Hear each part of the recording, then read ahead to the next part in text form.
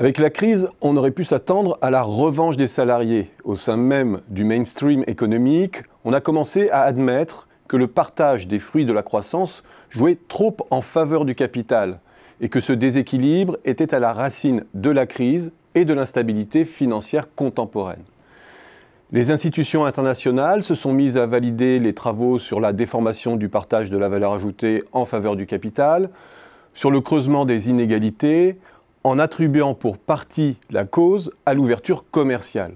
Le FMI, l'OCDE ont commencé à promouvoir la restauration de filets de sécurité sociaux dans les pays les plus déréglementés. Et la présidence d'Obama semblait augurer une nouvelle ère de rééquilibrage social et environnemental.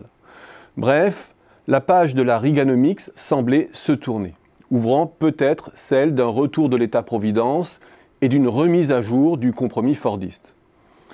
Trump a alors fait irruption comme un accident de l'histoire, mêlant autoritarisme, ultralibéralisme, protectionnisme, hypercommunication débridée, dans un grand fourre-tout à l'apparence incohérente. L'image du fou infantile, versatile, mégalo jusqu'au ridicule a jeté un voile sur son action, à tel point que presque personne n'a songé dans un premier temps à décrypter sa stratégie. Et pourtant, il y a bien une doctrine chez Trump, non homologuée certes, mais que l'on pourrait qualifier d'abord de pro-business.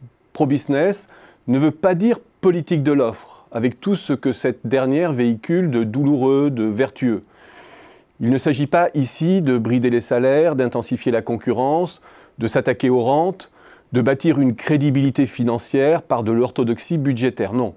Une politique pro-business, c'est une politique qui dit « business first » et qui muselle tout ce qui fait grain de sable.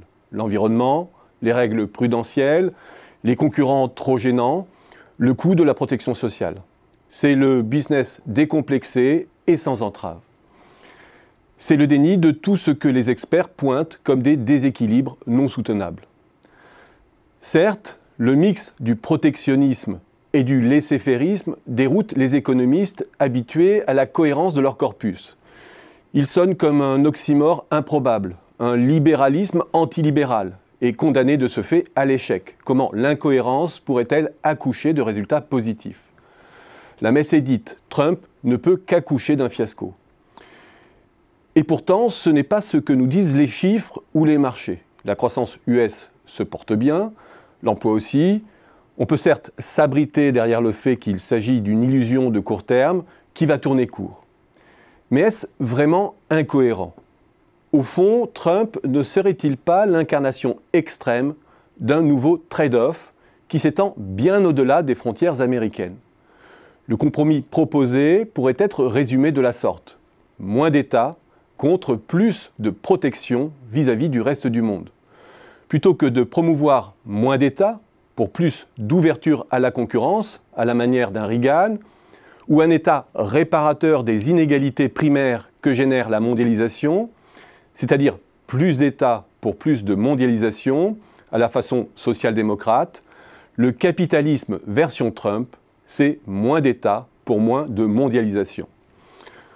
Ce faisant, il prétend attaquer les inégalités à la racine, en rétablissant un plein emploi véritable, en atténuant l'effet délétère de la concurrence avec les pays en dumping fiscal ou social. Et ce nouveau trade-off fait des émules. Ce nouvel objet doctrinal, moins d'État, moins de mondialisation, est celui qui rallie les attelages populistes hétéroclites. L'Italie en est symptomatique. Mais à y regarder de plus près, le macronisme en est aussi une version soft, beaucoup plus homéopathique. Et l'entente affichée entre les deux hommes est moins feinte qu'il n'y paraît.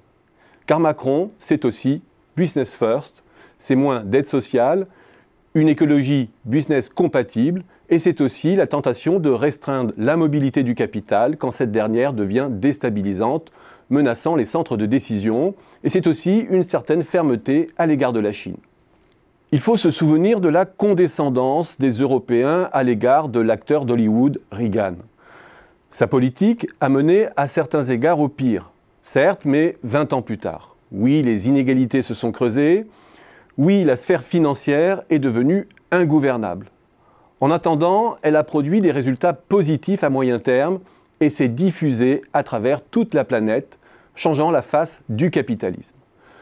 Le risque chez Trump réside aussi dans son succès. Oui, la croissance peut être au rendez-vous, que sa politique soit soutenable à long terme ou non. Oui, la doctrine fait des émules, la facture de sa politique sera dans 20 ans, mais il sera trop tard pour corriger le tir.